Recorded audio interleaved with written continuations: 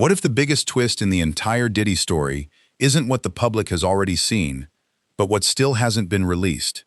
Because for months, people have been following the headlines, the courtroom drama, the documentaries, the interviews, and the endless online breakdowns. But now, a new question is taking over the conversation. What if the fallout is only in its first real phase?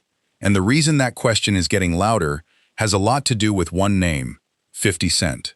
Because 50 hasn't just been commenting from the sidelines, he's been positioning himself like someone who believes the story is much bigger than the version the public has already consumed.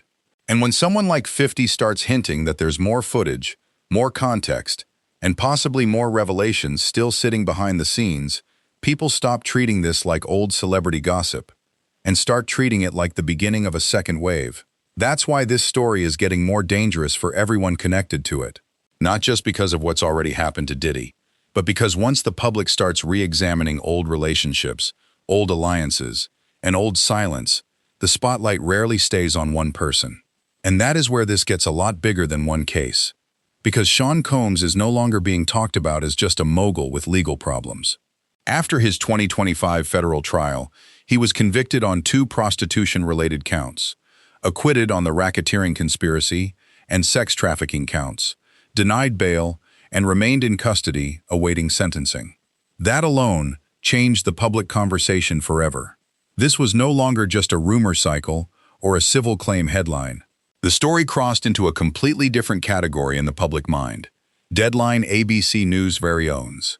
And when a public figure goes from being protected by image to being defined by a courtroom, everything around them starts getting revisited. Old interviews, old footage, old friendships, old business ties, old moments people once ignored. That's the real reason this story keeps growing. It's not just about what happened in court. It's about what court exposure does to public memory. Because once people believe they were only seeing the polished version for years, they start digging for the unpolished one. And 50 Cent understands that better than almost anyone. He doesn't move like a traditional celebrity commentator. He moves like someone who knows how attention works. He knows that once trust breaks, curiosity explodes. He knows viewers don't just want headlines, they want hidden layers, contradictions, and private behavior that doesn't match the public brand. That's exactly why his involvement hit so hard. 50 executive produced the Netflix docuseries Sean Combs, The Reckoning, and in interviews about it, he made it clear that he saw silence as its own kind of message. He basically said that if nobody in hip-hop said anything, the culture could look like it was okay with the behavior being described. That is a very strategic framing, because it casts him not just as a rival, but as someone claiming he's stepping in where others stayed quiet. ABC News Netflix Tudamus. And whether people agree with 50's motives or not, that framing is powerful. Because now the audience isn't only asking, what did Diddy do? They're asking, who knew what? Who stayed close? Who benefited from not speaking? And who might still be exposed if more material surfaces? That shift in audience psychology is everything. This is no longer a one-person scandal. It has become a network story. And network stories are always bigger, because once viewers believe a scandal was surrounded by gatekeepers, silent observers, loyal insiders, and protected public images, they stop watching for one revelation and start watching for the chain reaction. That is exactly why names like Jay-Z and Beyonce keep getting dragged into online debate. Not because public speculation automatically equals truth, but because when a high-profile figure falls, the internet starts remapping every nearby power relationship. But here's where people need to slow down. Because this is the part where a lot of channels lose credibility. There is a huge difference between public scrutiny and proven wrongdoing. And that difference matters if you want a channel that lasts. For example, one civil lawsuit that had named both Diddy and Jay-Z was later voluntarily dismissed with prejudice, meaning it cannot be refiled in the same form. Jay-Z denied the allegations, called the dismissal a victory, and his attorney said he never settled and never paid. That is a major legal development, and any serious script has to acknowledge it clearly. Variety. There was also a separate case where an accuser removed Beyonce and Jay-Z's names from a complaint after their lawyers provided information intended to show they were not present at the event in question. Again, that matters, because if you ignore those facts, and just repeat the most explosive version, you may get clicks in the short term, but you lose long-term trust. People, and ironically, that's what makes this story even more interesting. Because the real story is not, every rumor must be true. The real story is that once a public empire cracks, everything around it gets reinterpreted, fairly or unfairly. That's the tension. That's the reason people can't stop watching. Because viewers know that in Hollywood, in music, and in any power industry, proximity becomes part of the narrative the second a scandal reaches critical mass. And once that happens, silence becomes its own headline. Think about how this is playing out. You have Diddy's criminal case changing the legal reality. You have a documentary era beginning, where old footage is no longer private history but public ammunition. You have 50 Cent, a longtime rival, stepping into the role of narrator instead of just commentator.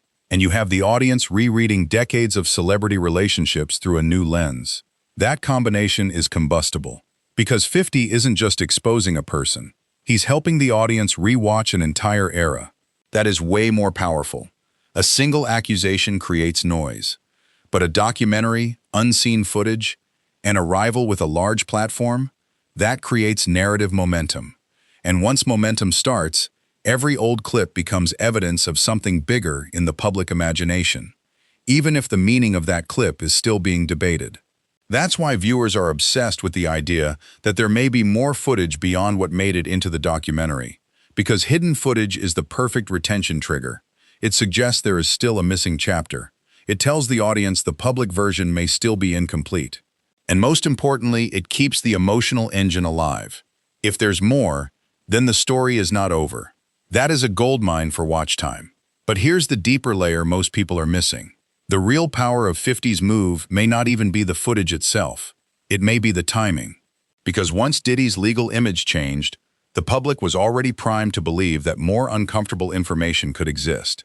That means any new clip, any behind-the-scenes moment, any unreleased material now lands inside an environment of maximum suspicion. And in media, timing can make ordinary footage feel explosive. A clip that once might have been brushed off as weird, arrogant, or chaotic now gets viewed like a clue. That's why this is so dangerous for old alliances and reputations. Not because guilt automatically spreads, but because interpretation does. And in the social media era, interpretation moves faster than evidence. That's exactly why the Beyonce and Jay-Z conversation keeps returning, even when the legal facts don't support a lot of the online leaps people try to make. Viewers aren't only chasing facts. They're chasing meaning. They want to know whether the biggest brands in the culture saw the storm coming, ignored it, distanced themselves quietly, or are now being forced to manage the fallout in real time. That's a very different question than criminal liability. It's a legacy question, and legacy questions are brutal because they don't depend entirely on court outcomes. They depend on perception, timing, and whether the public believes an image was authentic or carefully managed. That's why the Jay-Z angle remains so magnetic. Not because every accusation stuck, clearly some didn't, but because he has spent decades being seen as controlled, strategic, insulated, and almost impossible to rattle publicly. So the second public pressure starts touching that image, people become fascinated. They want to know whether the machine is still untouchable. And the more untouchable someone once seemed, the more attention floods in when that changes. That's psychology. And 50 knows it. He knows that audiences are drawn to reversals, powerful people losing narrative control, private dynamics becoming public, old confidence turning into public silence. That's why his role here matters so much. He isn't just feeding content into the algorithm. He's feeding a reversal story. And reversal stories always outperform ordinary updates. Because people don't just watch for information, they watch for hierarchy collapse. That's why this topic has legs far beyond one upload. Now here's the uncomfortable part. If more footage really does exist, and if more material really does surface over time, the next wave of fallout may not come from a courtroom first. It may come from public reevaluation. That means more interviews being revisited, more old relationships being clipped and reposted, more commentary from former insiders, more debates about who was protected and why, more pressure on artists, executives, and public figures to either speak, distance themselves, or stay silent and let the audience interpret that silence however it wants. That's where this story becomes massive. Because at that point, the public is no longer just following Diddy's case, they're auditing the culture around him. And that process does not end quickly. Especially when you have a rival like 50 keeping the subject alive, a streaming documentary giving the story structure, and an internet audience that now believes the archive may still hold more than what it has seen so far. That's why I think the most important question is no longer whether this story is huge. It already is.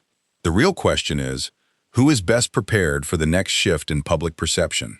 Because scandals don't just destroy reputations through facts alone. They destroy reputations by forcing people to answer questions they never expected the public would ask, this loudly. Questions about loyalty, questions about judgment, questions about silence, questions about image versus reality. And once those questions start trending, even people who are not charged, not sued successfully, or not directly accused in a proven way can still find themselves pulled into an image crisis if the public decides their proximity deserves scrutiny. That doesn't make the internet right, but it does make the story bigger.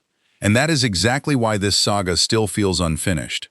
Not because every rumor online is about to become fact, but because the public no longer believes the first version is the full version. And once an audience starts believing that, every new documentary, every unseen clip, every legal update, every old interview, and every silent public figure becomes part of a much larger puzzle. So yes, Diddy remains at the center of this storm. Yes, 50 Cent has become one of the most strategic voices, shaping how the audience sees it. And yes, the ripple effects are now touching bigger questions about fame, protection, media control, and how long a carefully built image can survive once the narrative shifts. But the biggest reason this story keeps pulling people back is simple. Nobody thinks the final chapter has been written yet. And if 50 really is sitting on more context, more footage, or more ways to keep this conversation moving, then the next major twist may not be about what the public already knows. It may be about who the public starts looking at next. And that is when this story could move from scandal to full cultural reckoning. Because once the audience stops asking, what happened, and starts asking, who else helped keep the picture incomplete, that's when the real pressure begins. And that's also when the next upload gets even bigger.